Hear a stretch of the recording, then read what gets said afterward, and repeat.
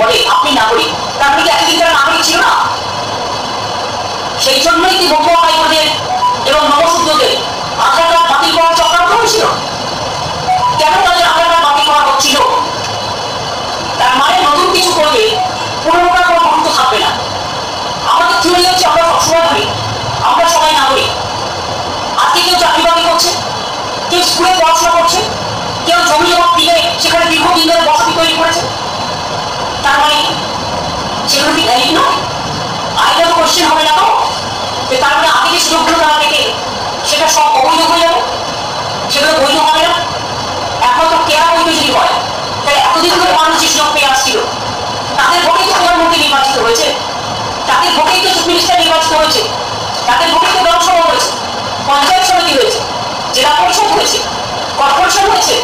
তাহলে সেই ভোটের কোনো মূল্য নেই, সেই নাগরিকত্বের কোনো মূল্য নেই। নাগরিকত্ব ভোটের আগে নতুন করে চিন্তা করতে হচ্ছে। এবং আমি ডিটেলসটা দেখার পরে কালকে নিশ্চয়ই আপনাদের কাছে বলবো।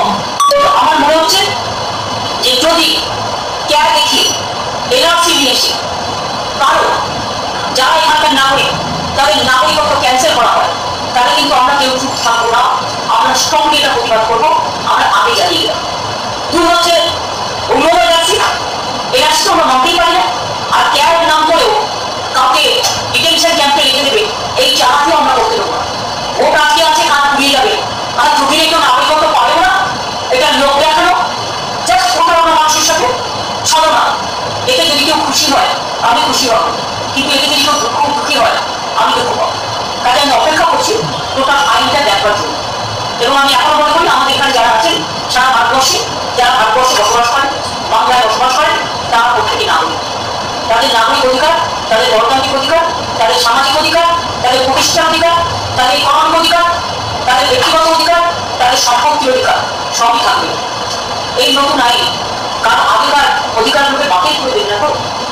আমার মাথায় এটা আসছে তার কারণ আগের আইনটা তাই বলা ছিল, এবারে আইনটা কি করছে এটা আমরা দেখতে হবে। এবং মনে রাখবেন বাংলা সহ নর্থ ইস্টার্ন রিজিয়নে এটা কিন্তু খুব সেন্সিটিভ। নতুন করে ইলেকশনের আগে কোনো অশান্তিও আমরা চাই না, পায়ে পা দিয়ে কোনো প্রচুর সৃষ্টি করতে আমরা চাই না। আমি রমজান মাসের আগে আজকে দিনটাই তাদের বেছে নিতে হয়েছে কেন সেটাও নিয়ে আমি সবাইকে বলবো খুশির চাপ দেখুন, সানন্দে রোজার মাস পালন করুন। শিবরাত্রি পালন করেছেন, শুভনন্দন।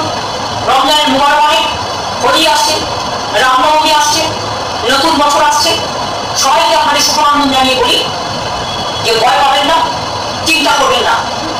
আধার কার্ড যখন বাতিল করা হচ্ছিল আমরা মুখে দাঁড়িয়েছিলাম, এবং আজকে যদি কার অধিকার কেন্দ্র হয় মনে রাখবেন তৃণমূল কংগ্রেস একমাত্র রাজনৈতিক দল সর্বপ্রথম সে আওয়াজ তুলবে, আগ্রহ তুলবে। তার মানে সূচনাটা আমি এখনই করে দিয়ে এলাম। কারণ মধ্যরাত্রের মধ্যগমনে কি ফুল ফুটবে সেটা তো আমরা জানি না, সেজন্য আগাম করে গেলাম সন্ধ্যাবেলায়।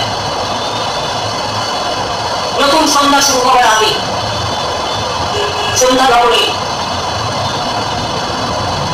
যে মধ্যরাতে এমন কিছু করবেন না, এটা পিরামিড মিডনাইট নয়, এটা বিজেপির পরিকল্পনা ছলো না। সাহস থাকলে আপনি যখন আগে দিলেন 4 বছর অপেক্ষা করতে হবে। আর আমার ইলেকশন আগে নানা রকম ভুলিয়ে উঠে বেড়াচ্ছেন। গ্যাসের দাম 70,000 কোটি টাকা আপনারা ইনকাম করছেন, গ্যাসের দাম বাড়িয়েছেন তো বাড়িয়েছেন, আজকে নির্বাচন করে 100 টাকা কমাচ্ছে, কিন্তু যেটা বাড়িয়েছেন 1000 টাকায় সেটা কিনতেই তো মানুষের পকেটে আপনাদের রোজগার বেরিয়ে যাচ্ছে। সুতরাং ভাবনা অলওয়েজ ভাবনা, ছলনা অলওয়েজ ছলনা, প্রতারণা অলওয়েজ প্রতারণা।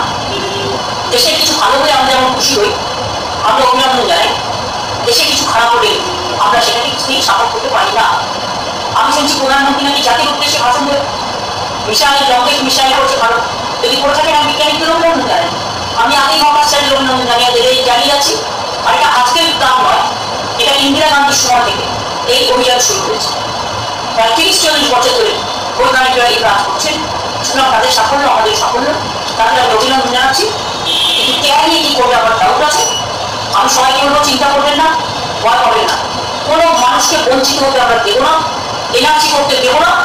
এনার্জি ক্যাপে নিয়ে ঝুলিয়ে পকেটে একটা কাপ মেরে অন্য কাপকে ভয় লাগানো হচ্ছে, এটা আমরা মানুষের জন্য, বাংলার সব ভাষায়, বাংলার সর্বধর্ম সমন্বয়।